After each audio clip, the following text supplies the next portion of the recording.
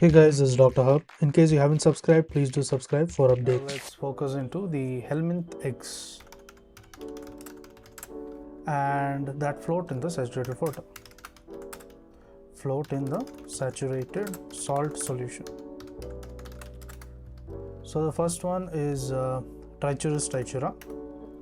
Then comes H. nana. The entropy is vermicularis. The Ascaris lumbricoides, and here it is only the fertilized egg.